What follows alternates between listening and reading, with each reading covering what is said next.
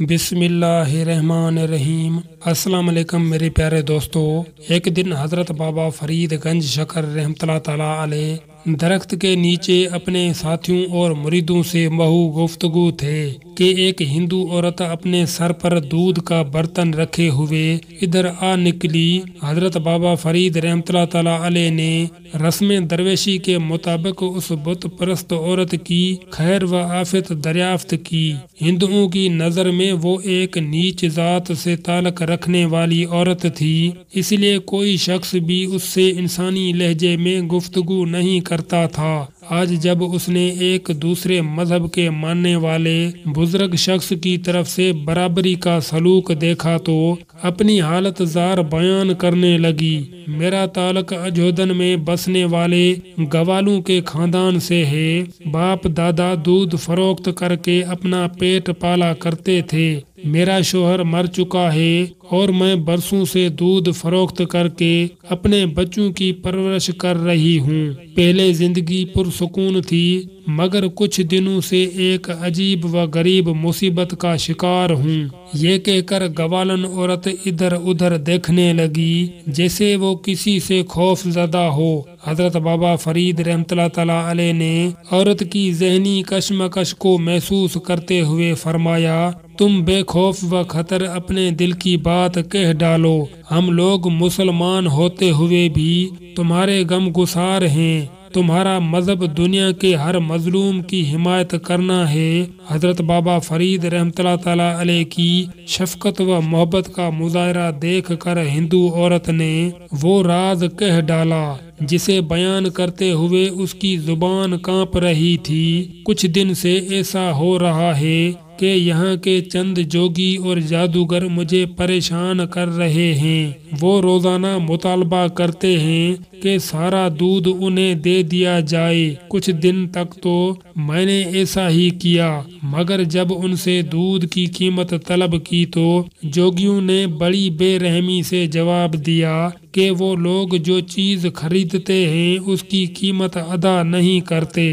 میں نے آئندہ دودھ دینے سے انکار کیا تو وہ لوگ شراپ یعنی بد دعا دینے لگے کہ اگر ہمیں دودھ نہیں دے گی تو تیرا دودھ اس قابل نہیں رہے گا کہ کوئی دوسرا خرید سکے۔ میں نے جادوگروں کی اس دھمکی کو کوئی اہمیت نہیں دی اور واپس چلی آئی۔ پھر جب دوسرے دن دودھ فروخت کرنے گاؤں گئی تو میری حیرت کی کوئی انتہا نہ رہی جب دودھ کے تمام برتن کیڑوں سے بھرے ہوئے تھے۔ میں نے اسے اتفاق سمجھا، مگر دوسرے دن بھی یہی واقعہ پیش آیا۔ مجبور ہو کر میں دوبارہ ان جوگیوں کے پاس گئی اور ان سے رو رو کر التجا کی کہ نصف دودھ وہ لے لیں اور باقی میرے بچوں کے لیے چھوڑ دیں، مگر ان ظالموں پر میرے گریہ و زاری کا کوئی اثر نہیں ہوا۔ پھر ایک دن ان جادوگروں کے چیلے میرے گھر آئے اور بڑے شفاخانہ انداز میں کہنے لگے کہ گرو کا حکم ہے کہ اگر تو ہمیں دودھ فراہم نہیں کرے گی تو پہلے تیرے سارے جانور مر جائیں گے، پھر ہم تیرے بچوں کو اپنے قہر و غضب کا نشانہ بنائیں گے۔ تو جن بچوں کی خاطر در بدر بھٹکتی ہے وہ کچھ دن بعد اس دنیا میں نہیں رہیں گے۔ آخر بچوں کی محبت نے مجھے مجبور کر دیا۔ میں کئی ماہ سے ان ظالموں کو دودھ فراہم کر رہی ہوں اور گاؤں والوں سے قرض لے کر اپنی زندگی کے دن پورے کر رہی ہوں۔ آخر گاؤں والے بھی کہاں تک قرض دیں گے؟ یہ کہہ کر دودھ فروش عورت اپنے دامن سے آنسو خشک کرنے لگی۔ حضرت بابا فرید رحمۃ اللہ تعالیٰ علیہ نے ایک مظلوم عورت کے دھمکیوں کی داستان سن کر فرمایا، صبر کرو، تمہاری مصیبت کے یہ دن گزرنے ہی والے ہیں۔ اچانک دودھ فروش عورت گھبرائے ہوئے لہجے میں کہنے لگی، خیر میری تو جس طرح گزرے گزر جائے گی، مگر تم لوگ بہت شریف ہو، آج تمہیں ان درختوں کے نیچے دیکھا تو چلی آئی، میری طرح تم لوگ بھی غریب ہو۔ میں تمہیں یہ بتانے آئی تھی کہ کہیں وہ ظالم جادوگر ادھر کا رخ نہ کریں اور پھر تم ان کی جفا کاریوں کا نشانہ بن جاؤ۔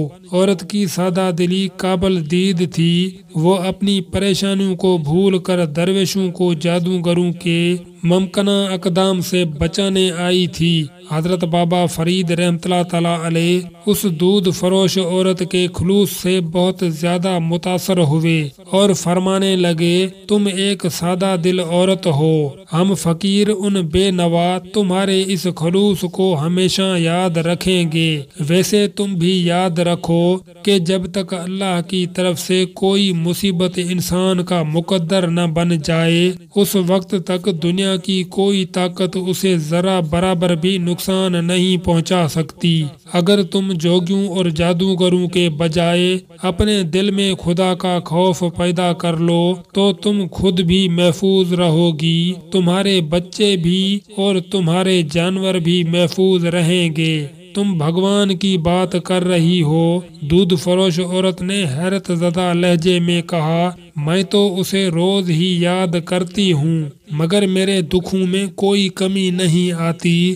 تم جس بھگوان کی پوجا کرتی ہو وہ تو خود ایک بے جان مجسمہ ہے جو اپنی جگہ جنبش بھی نہیں کر سکتا، وہ کسی انسان کے کیا کام آئے گا۔ میں جس خدا کی بات کر رہا ہوں وہ اپنی ذات میں تنہا ہے، کوئی اس کا شریک نہیں اور اس قدر قدرت والا ہے کہ ساری دنیا کے انسان مل کر بھی اس کے فیصلے کو تبدیل نہیں کر سکتے۔ تم ان خدا کو پکارو، وہ تمہیں ان دو چار شر پسند جوگیوں سے نہیں دنیا بھر کے ستم گروں سے نجات دے گا۔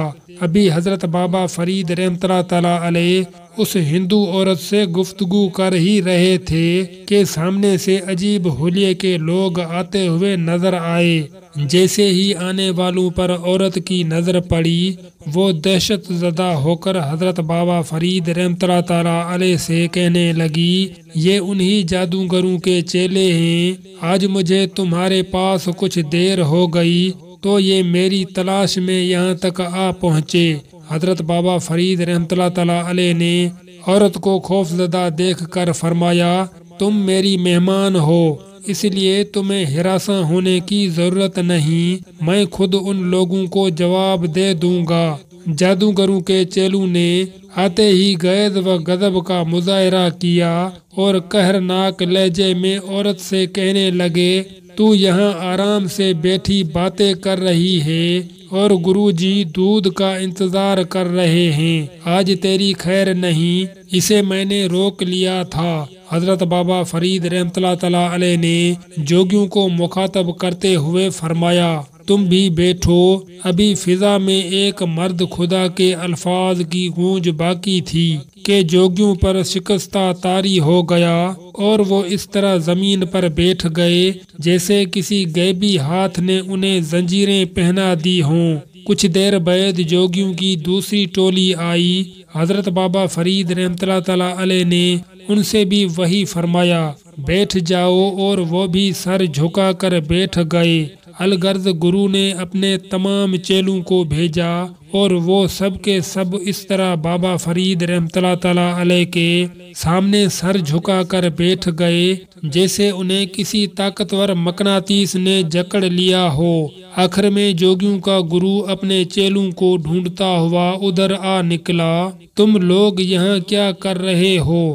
گرو نے غضبناک ہو کر اپنے شاگردوں کی طرف دیکھا، انہیں میں نے قید کر لیا ہے، اب یہ کہیں نہیں جا سکتے۔